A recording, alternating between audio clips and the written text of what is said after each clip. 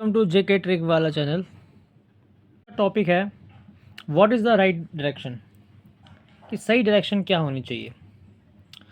हमें इस बात का ध्यान रखना है कि अगर हम गोल की बात करते हैं, हम अपने फ्यूचर की बात करते हैं, तो उसमें हमारी एजुकेशन सबसे बड़ा इम्पोर्टेंट रोल प्ले करती है। क्योंकि ट्वेल्थ के बाद ट्वेल्थ के बाद बच्चा सोचना शुरू करता है कि मुझे लाइफ में करना क्या है।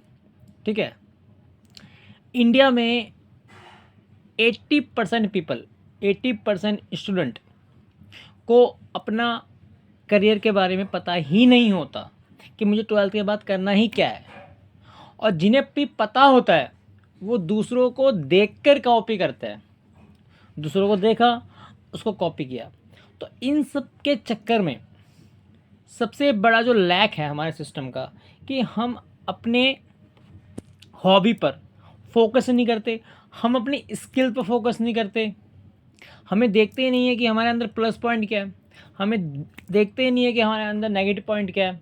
हम बस कॉपी एंड पेस्ट ही करते हैं, कॉपी करते हैं एंड पेस्ट करते हैं, कॉपी करते हैं एंड पेस्ट करते हैं। ठीक है, अगर हम एजुकेशन की बात करें तो ऑब्वियस ही बात है कि हमें इतना ही पता है कि ट्वेल्थ के बाद बीए करनी है, ट्वेल्थ के बाद बीकॉम करनी है, ट्वेल्थ के बाद बीएससी करनी है।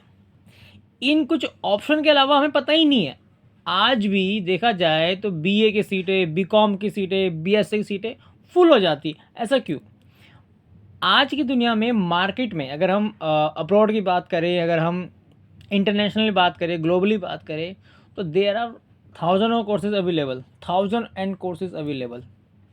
बट कहते नहीं, भेड़ बकरी वाली चाल वही हो रही है। और जो लोग स्मार्ट होते हैं उन्हें पता होता है कि मुझे करना क्या है, ट्वेल्थ के बाद मुझे क्या करना है, ग्रेजुएशन के बाद मुझे क्या करना है, मास्टर के बाद मुझे क्या करना है। उन्हें पता होता है कि मुझे करना क्या है। उनकी जो प्लानिंग होती है, उनके जो गोल होते हैं वो ऑलरेडी बने हुए होते हैं। एक कामयाब इंसान दो तरह के लोग होते हैं। एक तो वो होते हैं जो कि बहुत जल्दी कामयाब हो जाते हैं, और दूसरे वो होते हैं जो कि कामयाब तो होता है लेकिन बहुत लेट होता है। उन दोनों में डिफरेंस क्या है? डिफरेंस यही है कि जो जल्दी कामयाब हो जाते हैं उनके अपने जो गोल्स होते हैं, उन्हें लाइफ में क्या करना है वो पहले से ही माइंड में उनके सेव होता है, सेट होता है।